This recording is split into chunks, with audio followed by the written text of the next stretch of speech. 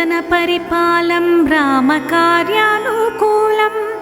धृतशुभगुणजालं यातु तन्त्वार्तिमूलं स्मितमुखसुखपोलं पीतपाटीरचेलं पतिनतिनुतिलोलं नौमि वातेशबालं दिनकरसुतमित्रं पञ्चवक्त्रं त्रिनेत्रं शिशुतनुकृतचित्रं रामकारुण्यपात्रम् अशनिसदृशगात्रं सर्वकार्येषु जैत्रं भवजलधिवहित्रं स्तौमि वायोसुपुत्रं मुखविजितशशाङ्कं चेतसा प्राप्तलङ्कं गतनिशिचरशङ्कं क्षालितात्मीयपङ्कं नगकुसुमविटङ्कं त्यक्तशापाख्यशृङ्गं रिपुहृदयलटङ्कं नौमि रामध्वजाङ्कम् दशरथसुतदूतं सौरसास्योद्गीतं हतशशिरिपुसूतं त्याक्षर्वेगातिपातं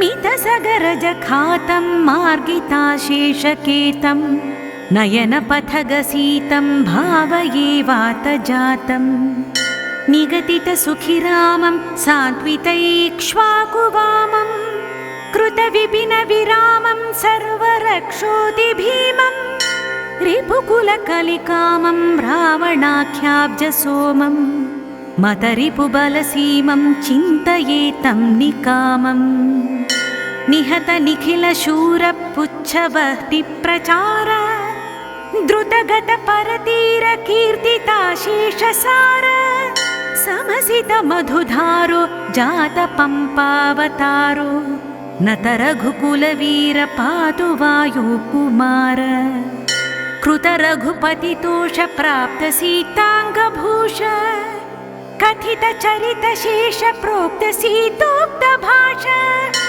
मिलितसखिहनूष सेतुजाताभिलाष कृतनिजपरिपोष पादुकीनाशवेश क्षपितबलिविपक्षो मुष्टिपातार्तरक्षः रविजनपरिमोक्षो लक्ष्मणोद्धारदक्षः हृदमृदि परपक्षो जातसीतापरोक्षो विरमितरणदीक्ष पातु मां पिङ्गलाक्षः सुखितसुहृदनीकपुष्पयानप्रतीक शमितभरतशोको दृष्टरामाभिषेक स्मृतपतिसुखिसेको रामभक्तप्रवेक पवनसुकृतपाक पातु मां वायुतोकः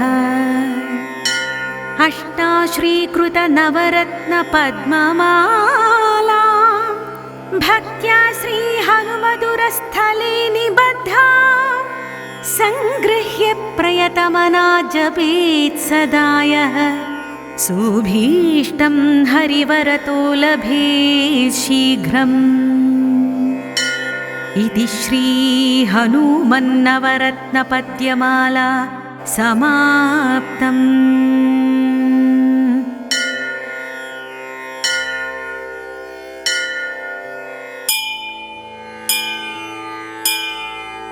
श्री गुरुचरण सरोज रजा निज मन मुकुर सुधारी वरणौ रघुवर विमल यशा जोदायक फलचारी बुद्धिहीन तनु जानिकै सुमिरौ पवन कुमार बल बुद्धि विद्या देहु मोहि हरहु कलेश विकार जय हनुमान ज्ञान गुण सागर जय कपीसतिहु लोक उजागर रामदूत तुलित बलधामा अंजनी पुत्र पवन सुत नामा महावीर विक्रम बजरंगी कुमति निवार सुमति के संगी कंचन वरण विराज सुवेसा कानन कुंडल कुंचित केसा हाधवज्रौर्ध्वजा विराजै कान्धे मूंज जनेऊ साजै शंकर सुवन केसरी नंदन तेज प्रताप महाजगवंदन विद्यावान गुणीयति चातुर राम काज करिवे को आतुर प्रभु चरित्र सुनिवे को रसिया राम लखन सीता मन बसिया सूक्ष्म रूप धरि सियहि दिखावा विकट रूप धरि लंक जरावा भीम रूप धरि असुर संहारे रामचंद्र के काज संवारे लाय सजीवन लखन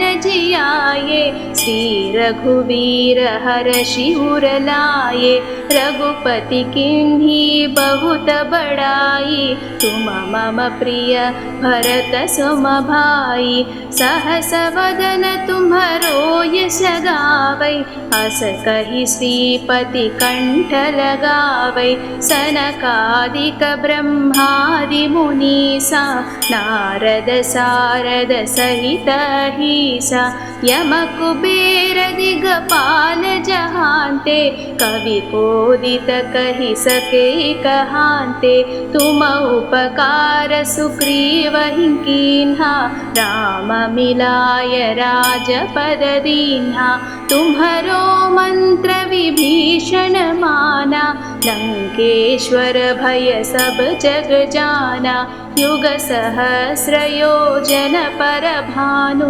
लील्योताहि मधुर पल जानु प्रभु मुद्रिका मेलि मुख माहि जलधि लांघि गय अचर जनाहि दुर्गम काज जगत के जेते सुगम अनुग्रह तुम्हरे तेते राम दुआरे तुम रखवारे होतन आज्ञा बिनु पेठारे सब सुख लहे तुम्हारी शरणा तुम रक्षक काहू को डरना आपन तेज सम्हारो आपै तीनों लोक हाथ के कांपै भूत पिशाच निकट नहीं आवै महावीर जब नाम सुनावै नासै रोग हरै सब पीरा जपत निरंतर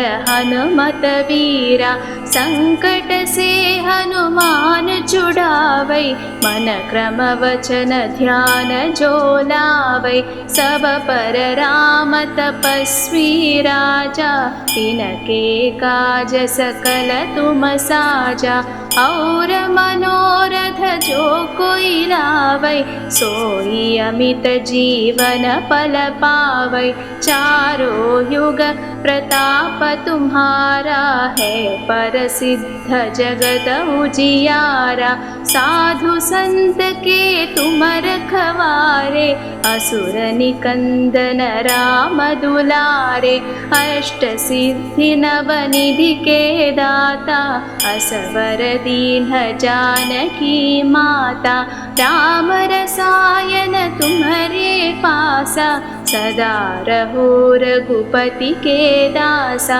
तुम्हारे भजन राम को पावै जन्म जन्म के दुख बिसरावै अंत काल रघुपति पुर जाई जहाँ जन्म हरि भक्त कहाई और देवता चित्तन धरई हनुमत सेई सर्व सुख करई संकट हटे मिटई सब पीरा जो सुमिरै हनुमत बलवीरा। जय जय जय हनुमान गोसाई, कृपा करो गुरुदेव की नाई।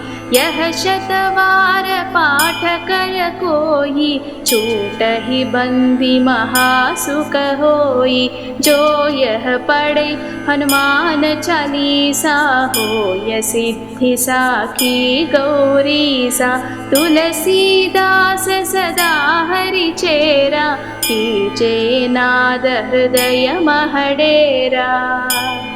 पवन तनय संकट हरणा, मंगल मूर्ति रूप।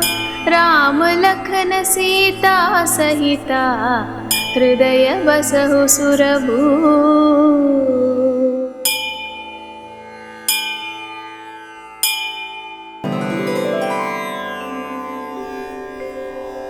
मनोजवं मारुततुल्यवेगं, जितेन्द्रियं बुद्धिमतां वरिष्ठं। वातात्मजं वानरयूथमुख्यं, श्रीरामदूतं शिरसा नमामि। अञ्जनानन्दनं वीरं जानकीशोकनाशनं, कपीशमक्षहन्तारं वन्दे लङ्काभयङ्करम्। घोष्पदीकृतवाराशिं मशकीकृतराक्षसं, रामायणमहामाला रत्नं वन्दे अनिलात्मजम्। यत्र यत्र रघुनाथकीर्तनं, तत्र तत्र कृतमस्तकाञ्जलिं। बाष्पवारि परिपूर्णलोचनं, मारुतिं नमत राक्षसान्तकम्। वन्दे वानरनारसिंहखगराट्क्रोडास्ववक्राञ्चितं, नानालङ्करणं त्रिपञ्चनयनं, देदीप्यमानं रुचां। हस्ताब्जैरशिखेटपुस्तकसुधाभाण्डं, कुशाद्रीन्हलं, खड्वाङ्गं फणिवृक्षधृत्, दशभुजं सर्वारिगर्वापहम्। सर्वारिष्टनिवारकं शुभकरं, पिङ्गाक्षमक्षापहम्। सीतान्वेषणतत्परं कपिवरं, कोटीन्दुसूर्यप्रभम्। लङ्काद्वीपभयङ्करं सकलदं, सुग्रीवसम्मानितं। देवेन्द्रादिसमस्तदेवविनुतं, काकुत्स्थदूतं भजे। बुद्धिर्बलं यशोधैर्यं, निर्भयत्वमरोगता। अजाड्यं वाक्पटुत्वं च, हनुमत्स्मरणात् भवेत्। नमोऽस्तु रामाय सलक्ष्मणाय, देव्यै च तस्मै जनकात्मजायै। नमोऽस्तु रुद्रेन्दुयमानिलेभ्यो, नमोऽस्तु चन्द्रार्कमरुद्गणेभ्यः। जयत्यतिबलो रामो, लक्ष्मणश्च महाबलः। राजा जयति सुग्रीवो, राघवेणाभिपालितः। दासोऽहं कोसलेन्द्रस्य, रामस्याक्लिष्टकर्मणः। हनुमान् शत्रुसैन्यानां, निहन्तां मारुतात्मजम्। न रावणसहस्रं मे, युद्धे प्रतिबलं भवेत्। शिलाभिस्तु प्रहरतः, पादपैश्च सहस्रशः। अरयित्वा पुरीं लङ्काम्, अभिवाद्य च मैथितं। समृद्धार्धो गमिष्यामि, मिषतां सर्वरक्षसाम्। धर्मात्मा सत्यसन्धश्च, रामो दाशरथिरथी। पौरुषे च अप्रतिद्वन्द्वः शरैनं जहि रावणिं स्वकृदेव प्रपन्नाय तवास्मीति च याचते अभयं सर्वभूतेभ्यः ददामि एतद्व्रतं मम।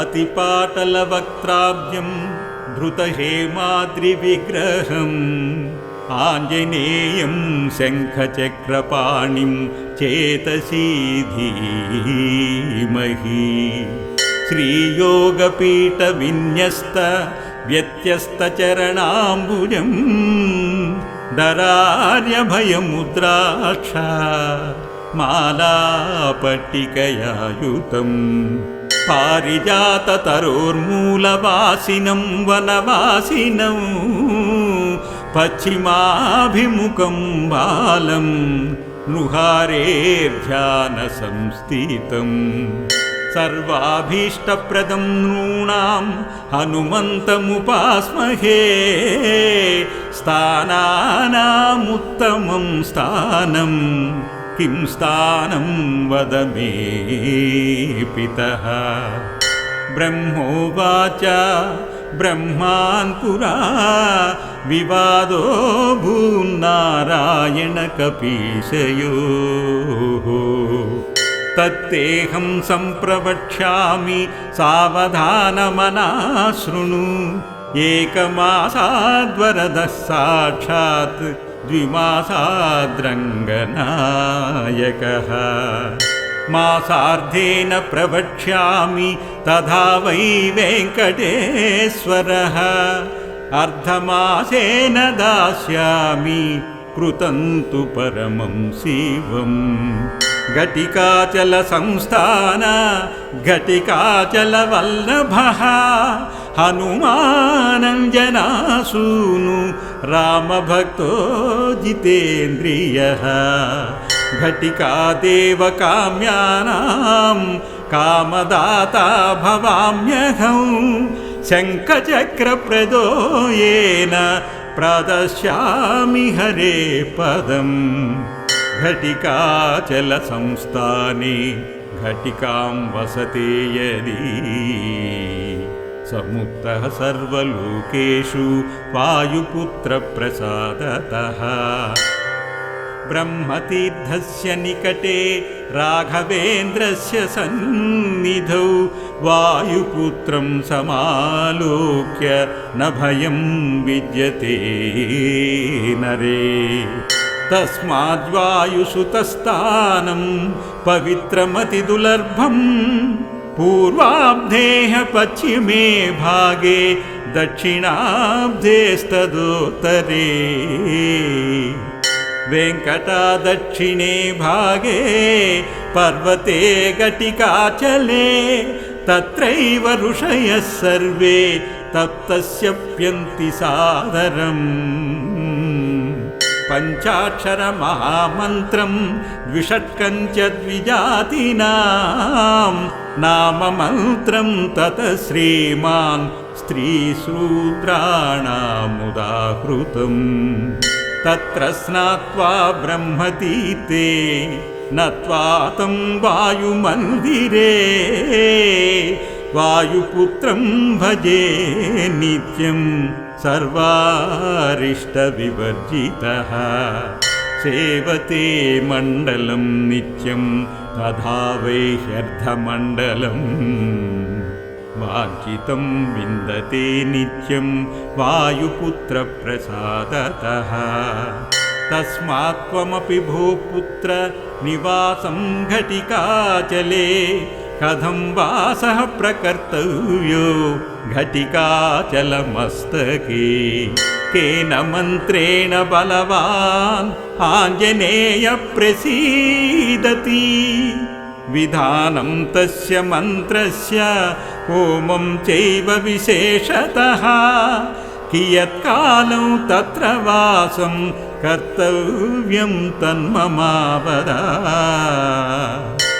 బ్రహ్మతీర్థే తతస్నత్వా హనుమత్సమ్ముఖే స్థితః ద్వాదశాక్షరమంత్రం తు నిత్యమష్టసహస్రకం జపే నియమతః శుద్ధస్తః భక్తస్తు పరాయణః నిరాహారః ఫలాహారో బ్రహ్మచర్యవ్రతే స్థితః.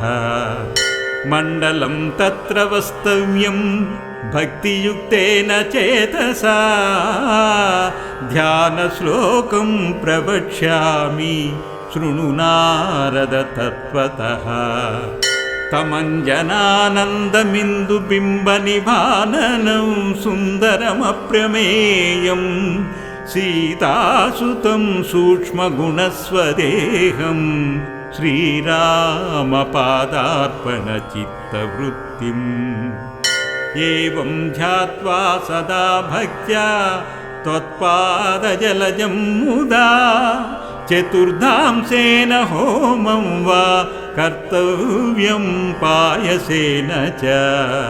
విధినా విధియుక్తస్తు విదిత్వా ఘటికాచలం జగామ జయమన్విచ్ఛ ఇంద్రియాణాం మహామనాః. ఏవం నియమయుక్తః సన్ యః కరోతి హరే ప్రియం విజయం విందతే దేహి వాయుపుత్ర ప్రసాదతః. ఇతి బ్రహ్మాండ పురాణతః శ్రీఘటికాచల హనుమస్తోత్రం సంపూర్ణం.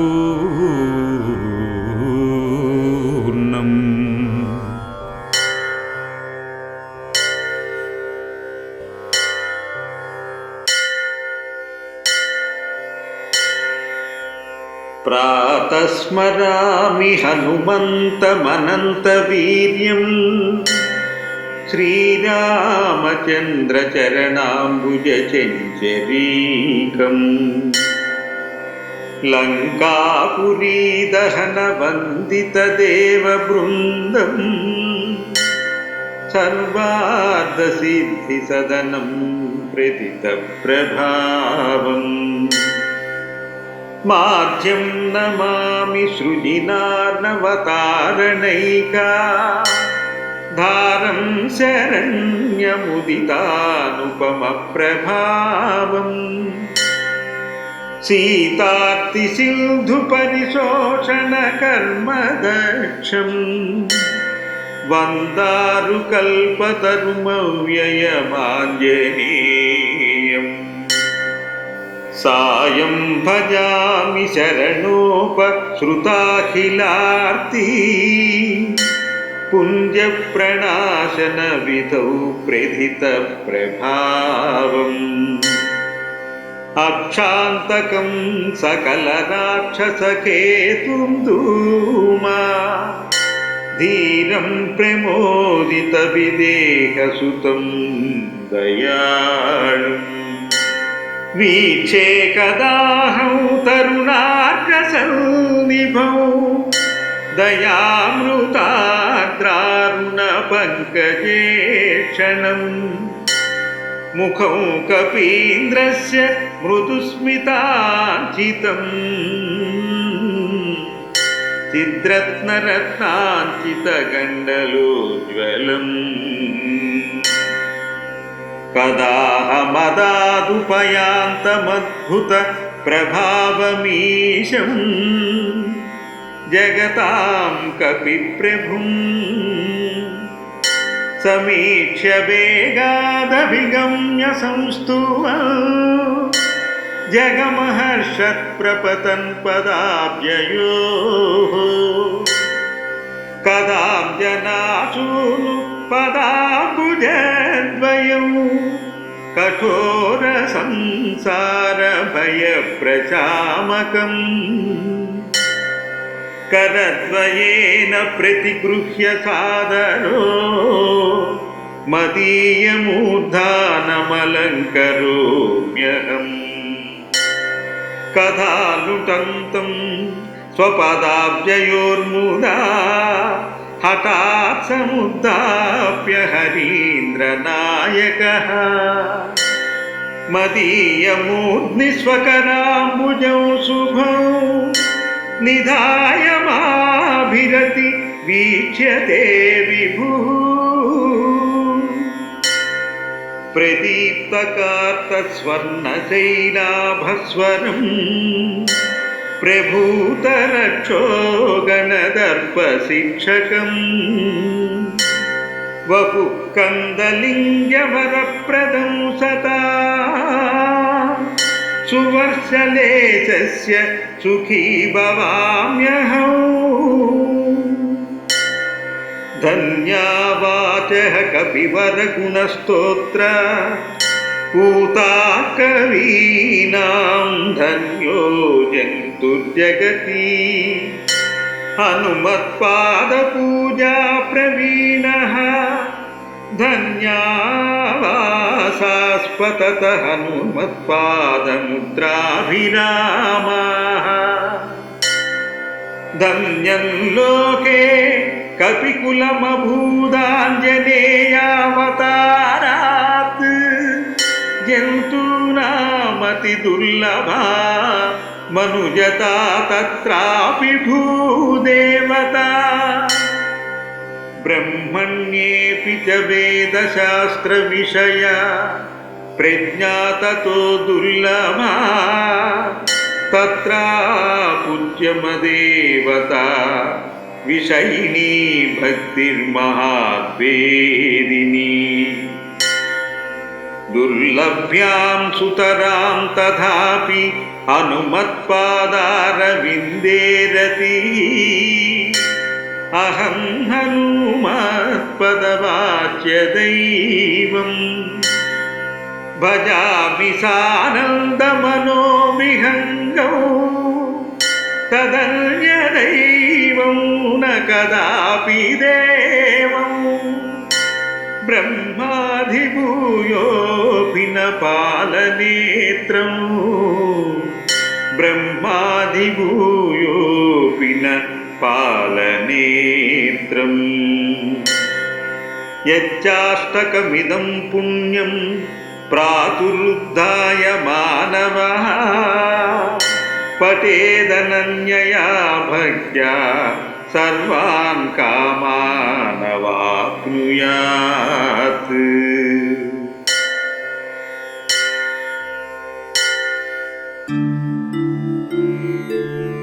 पादौ वायुसुतः पातु रामदूतस्तदङ्गुलीः गुल्फौ हरीश्वरः पातु जङ्घे चार्णवलङ्घनः जानुनी मारुतिः पातु ऊरूपात्वसुरान्तकः गुह्यं वज्रतमः पातु जघनन्तु जगद्धितः आञ्जनेयः कटिं पातु नाभिं सौमित्रजीवनः उदरं पातु हृद्गेही हृदयं च महाबलः वक्षो वालायुधः पातु स्तनौ च मित्रविक्रमः पार्श्वौ जितेन्द्रियः पातु बाहुसुग्रीवमन्त्रकृत् करावक्षजयी पातु हनुमान् च तदङ्गुलीः पृष्ठं भविष्यद्ब्रह्मा च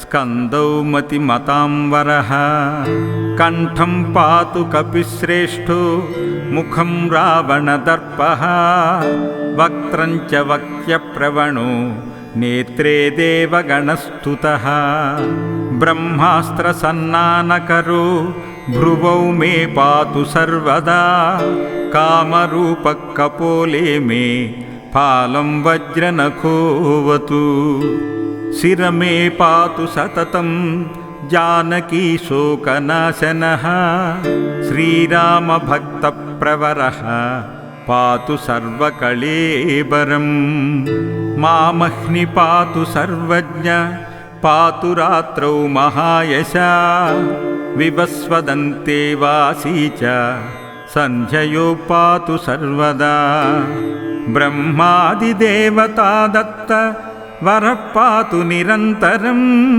య ఇదం కవచం నిత్యం పఠేచ్చ శృణుయాన్నరః పఠేచ్చ శృణుయాన్నరః. ఫలశ్రుతి దీర్ఘమాయురవాప్నోతి బలం దృష్టిం చ విందతి పాదాక్రాంతా భవిష్యంతి పఠతస్తస్య శత్రవః.